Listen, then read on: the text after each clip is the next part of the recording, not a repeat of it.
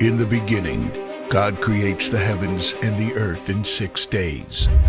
He makes Adam and Eve, who spend their days with God until they give in to temptation by eating from a forbidden tree. Sin enters the world, and things get so bad that God floods the earth and starts over with Noah and his family. Years later, God calls Abraham to follow him with the promise to make Abraham the father of a great nation. Abraham obeys, and God gives him a son, Isaac. Isaac's son Jacob has 12 sons. Joseph, Jacob's favorite, becomes second in command of Egypt. God uses him to save his entire family and Egypt from starvation. Hundreds of years later, the Israelites are slaves in Egypt. Moses is called to lead the Israelites out of slavery. Joshua takes over after Moses and leads the people into the promised land. After Joshua, God raises up judges, temporary military leaders like Deborah, Gideon, and Samson, who protect and fight for God's people. The people tire of this leadership, and they call for a king. God gives Israel King Saul, King David, and then King Solomon. But it's all downhill from here.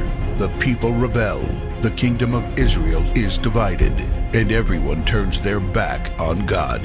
Prophets like Elijah, Isaiah, Micah, and Jeremiah warn that if people don't repent of their sins, there will be consequences.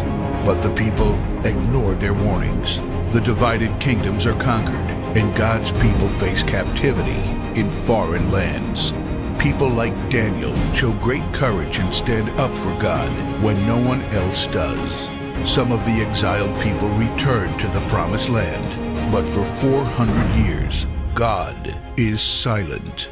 No prophets, no miracles, and no angel visitations. But then, the silence is broken when Jesus is born. He lives a perfect life, teaches truth, and performs miracles, proving He is God. He shows us the full extent of God's love by taking our place and dying on the cross for our sin. He is placed in a grave, but 3 days later, Jesus rises again, conquering sin and death. His followers travel the world, sharing the good news of His love and starting churches. We now are part of this story, and we have the chance to change the world and share His love, because one day He will crack open the sky and He will return. It's the greatest story ever told.